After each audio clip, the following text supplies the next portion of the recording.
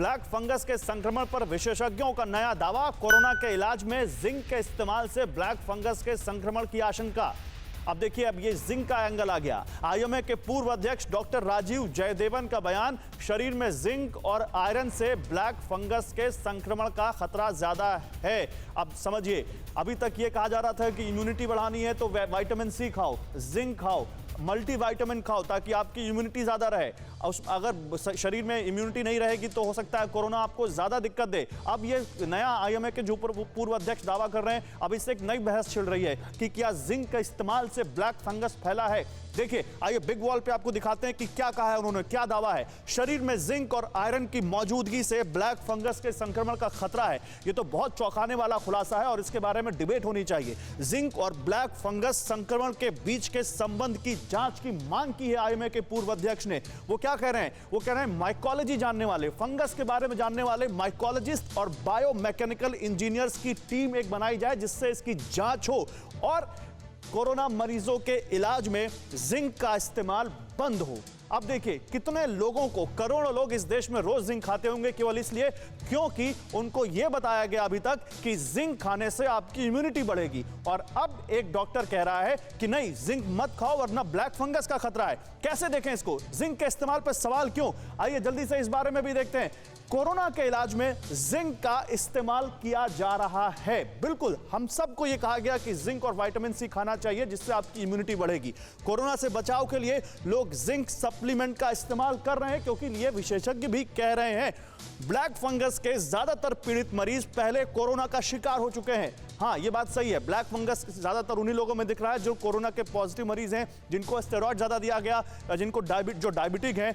लेकिन नागरा साहब, मैं जो बार बार अभी कोट कर रहा हूं, सर कितने एक्सपर्ट्स ये कह रहे थे कि पहली लहर से कह रहे हैं कि विटामिन सी पे ध्यान दो, जिंक पे ध्यान दो, इम्यूनिटी रहेगी तो कोरोना का खतरा ज्यादा नहीं होगा। अब एक एक्सपर्ट आए हैं, आईएमए के फॉर्मर प्रेसिडेंट, वो कह रहे हैं जिंक और आयरन हुआ तो ब्लैक फंगस का खतरा हो सकता है। सर, लोग पागल हो जाएंगे ऐसे सुन के विश्लेषण। क्या करें लोग? देखिए, जो ये चीज है कि इम्यूनिटी बढ़ाने के लिए हमें मेडिसिन देने हैं, आई थिंक इसमें हमें एक बार दोबारा सोचना पड़ेगा क्योंकि लोग जो है जिंक पिछले 1 साल से लगातार खा रहे हैं। जो भी चीज हम ज्यादा तादाद में खाएंगे तो वो भी कहते हैं आपको नुकसान ही देगी। आप जैसे स्टेरॉइड की बात कर रहे थे कि स्टेरॉइड ज्यादा खा रहे हैं तो कहते हैं वो भी नुकसान दे रही है। स्टेरॉइड अगर ठीक से इस्तेमाल किए जाएंगे तो वो आपको कहते हैं जान बचाती है। सिमिलरली अगर आप कोई भी मेडिसिन, नहीं तो सर, आज तक किसी ने नहीं बताया कि जिंक कितना खाओ। ये कहा गया विटामिन सी जो चूसने वाली गोलियां आती हैं वो खाओ, जिंक आता है वो 1 गोली खाओ या 2 गोली खाओ, मल्टीविटामिन खाओ, आपकी इम्यूनिटी अच्छी रहेगी। कितना, किस इंसान को कितना जिंक खाना चाहिए ये तो किसी ने नहीं बताया अभी तक। और बेसिकली तो बेस्ट तो ये रहता है कि अगर हम अच्छा बैलेंस डाइट खा रहे हैं, रेगुलरली हम व्यायाम कर रहे हैं, रेगुलरली हम कहते अपने सेहत का ख्याल रख रहे हैं तो कहते हमारी इम्यूनिटी उसी से अच्छी होती है। हमें एक्चुअली हम सब चाहते हैं कि हमें कोई गोली दे दी जाए जिससे इम्यूनिटी बढ़े। नहीं डॉक्टर कोचर, मैं आपको मिलाना चाहूंगा। डॉक्टर कोचर, क्या इस आईएमए के पूर्व अध्यक्ष के जो पूर्व अध्यक्ष हैं जिन्होंने ये बयान दिया है, आप इनसे सहमत हैं? नहीं, मैं यही कहना चाहूंगा कि अभी फिलहाल एक व्यक्ति के कथन के ऊपर हमें नहीं चलना है। इस पे विश्लेषण करने के लिए जो उन्होंने सवाल उठाए वो बहुत अच्छी बात है। आपको ये समझना है कि इन्होंने बात कही है फंगस के ग्रो होने की, हम बात कर रहे हैं कि फंगस पहली बार में डेवलप क्यों हुई। ये तो ये कह रहे हैं कि एक बार फंगस आ गई, उसके फर्दर ग्रोथ के लिए शायद जिंक इंपॉर्टेंट हो सकता है एज अ सबस्ट्रेट। हम यहाँ बात कर रहे हैं उन 3 कारणों की जिस वजह से वो शुरू हुई। तो ये एक सेकंड चैप्टर हो सकता है। ये प्रोबेबली फंगस के ग्रोथ के बारे में, प्रोग्रेशन के बारे में शायद बात करेंगे।